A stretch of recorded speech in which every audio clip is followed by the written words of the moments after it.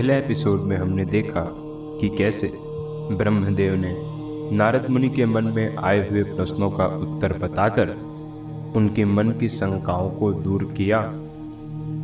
तदंतर कामदेव की उत्पत्ति की कथा कहकर मुनि को आगे की कथा सुनाने लगे। ब्राह्मण, मैं कौन सा कार्य करूँगा? मेरे योग्य जो काम हो उसमें मुझे लगाइए, क्योंकि विधाता आज आप ही सबसे अधिक माननीय और योग्य पुरुष हैं। यह लोग आपसे ही शोभित हो रहा है। ब्रह्म जी ने कहा, भद्र पुरुष, तुम अपने इस स्वरूप से तथा फूल के बने हुए 5 बाणों से स्त्रियों और पुरुषों को मोहित करते हुए सृष्टि के सनातन कार्य को चलाओ। इस चराचर त्रिभुवन में ये देवता आदि कोई भी जीव तुम्हारा तिरस्कार करने में समर्थ नहीं होंगे। तुम छिपे रूप से प्राणियों के हृदय में प्रवेश करके सदा स्वयं उनके सुख का हेतु बनकर सृष्टि का सनातन कार्य चालू रखो। समस्त प्राणियों का जो मन है वह तुम्हारे पुष्पमय बाण का सदा अनायास ही अद्भुत लक्ष्य बन जाएगा और तुम निरंतर उन्हें मदमत्त किए रहोगे। यह मैंने तुम्हारा कर्म बताया है जो सृष्टि का प्रवर्तक होगा, और ठीक ठाक नाम क्या होंगे इस बात को ये मेरे पुत्र बताएंगे।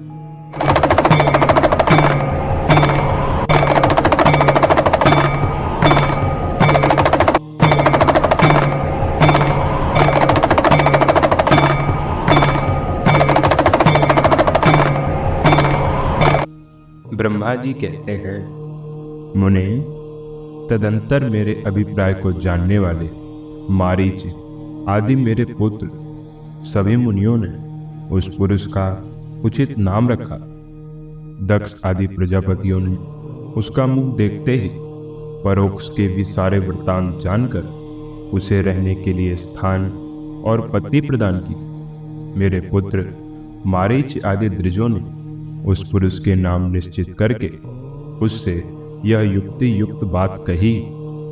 ऋषि बोले, तुम जन्म लेते ही हमारे मन को भी मथने लगे हो, इसलिए लोक में मंथन नाम से विख्यात होगे। मनोभव, तीनों लोकों में तुम इच्छा अनुसार रूप धारण करने वाले हो। तुम्हारे समान सुंदर दूसरा कोई नहीं है। अतः काम रूप होने के कारण तुम काम नाम से भी विख्यात हो। लोगों को मदमत्त बना देने के कारण तुम्हारा एक नाम मदन होगा। तुम बड़े दर्प से उत्पन्न हुए हो, इसलिए दर्पक कहलाओगे, और सदर्प होने के कारण ही जगत में कंदर्प नाम से भी तुम्हारी ख्याति होगी। समस्त देवताओं का सम्मिलित बल पराक्रम भी तुम्हारे समान नहीं होगा। अतः सभी स्थानों पर तुम्हारा अधिकार होगा और तुम सर्वव्यापी होगे। जो आदि प्रजापति हैं वे ही ये पुरुषों में श्रेष्ठ दक्ष तुम्हारी इच्छा के अनुरूप पत्नी स्वयं देंगे। वह तुम्हारी कामिनी, तुमसे अनुराग रखने वाली होगी। तदंतर ब्रह्मदेव वहां से अदृश्य हो गए। इसके बाद दक्ष ब्रह्मदेव की वाणी का स्मरण करके कामदेव से बोले, हे कामदेव, मेरे शरीर से उत्पन्न हुई मेरी यह कन्या सुंदर रूप और उत्तम गुणों से सुशोभित है। इसे तुम अपनी पत्नी बनाने के लिए ग्रहण करो। यह गुणों की दृष्टि से सर्वथा तुम्हारे योग्य है। महातेजस्वी मनोभव, यह सदा तुम्हारे साथ रहने वाली और तुम्हारी रुचि के अनुसार चलने वाली हो। धर्मतः यह सदा तुम्हारे अधीन रहेगी। ऐसा कहकर दक्ष ने अपने शरीर के पसीने से प्रकट हुई उस कन्या का नाम रति रखकर उसे अपने आगे बैठाया और कदर्प को संकल्प पूर्वक सौंप दिया। दक्ष की वह पुत्री रति बड़ी रमणीय और मुनियों के भी मन को मोह लेने वाली थी। उसके साथ विवाह करके कामदेव को बड़ी प्रसन्नता हुई। प्रजापति दक्ष इस बात को सोचकर बड़े प्रसन्न थे कि मेरी पुत्री इस विवाह से सुखी है। कामदेव को भी बड़ा सुख मिला, उसके सारे दुख दूर हो गए। दक्ष कन्या रति भी कामदेव को पाकर बहुत प्रसन्न हुई।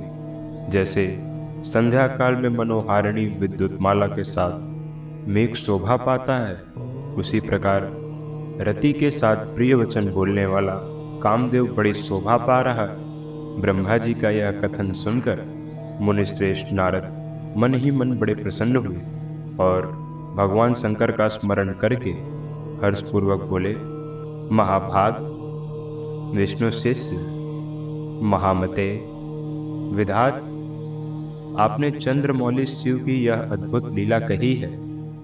अब मैं यह जानना चाहता हूँ कि विवाह के पश्चात जब कामदेव प्रसन्नता पूर्वक अपने स्थान को चला गया, दक्ष भी अपने घर को पधारे तथा आप और आपके मानस पुत्र सभी अपने अपने धाम को चले गए, तब पितरों को उत्पन्न करने वाली ब्रह्म कुमारी संध्या कहाँ गई?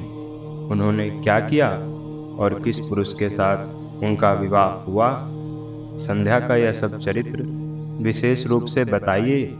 ब्रह्मा जी ने कहा, मुने, संध्या का वह सारा शुभ चरित्र सुनो, जिसे सुनकर समस्त कामिनियां सदा के लिए सती साध्वी हो सकती हैं।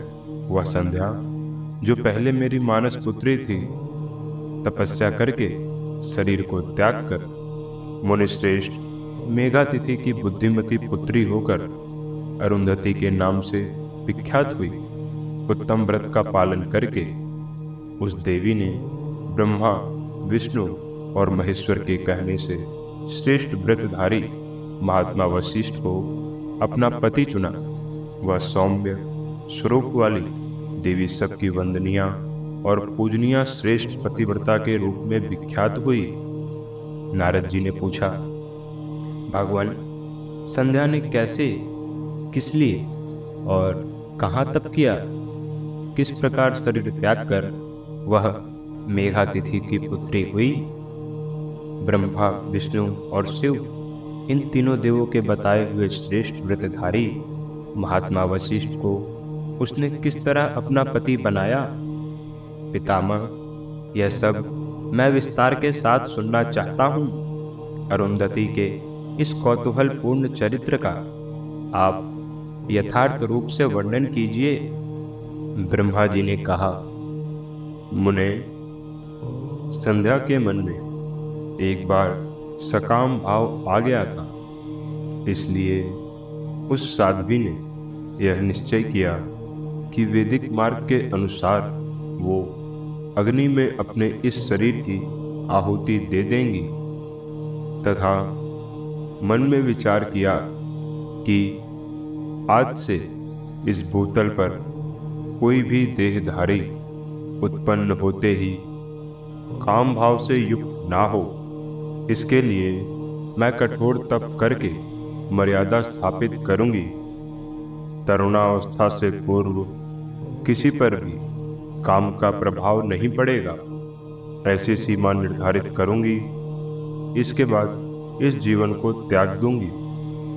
मन ही मन ऐसा विचार करके संध्या चंद्रभागा नामक उस श्रेष्ठ पर्वत पर चली गई, जहां से चंद्रभागा नदी का प्रादुर्भाव हुआ है।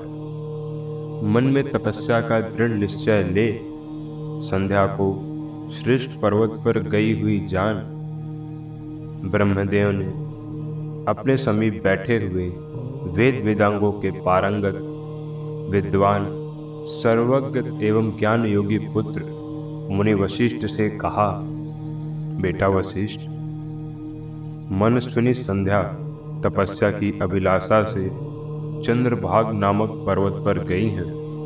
तुम जाओ और उसे विधि पूर्वक दीक्षा दो। तात, वह तपस्या के भाव को नहीं जानती है, इसलिए जिस तरह तुम्हारे यथोचित उपदेश से उसे अभीष्ट लक्ष्य की प्राप्ति हो सके, वैसा प्रयत्न करो। ब्रह्मदेव ने दयापूर्वक जब वशिष्ठ को इस प्रकार आज्ञा दी, तब वे जो आज्ञा कहकर एक तेजस्वी ब्रह्मचारी के रूप में संध्या के पास गए।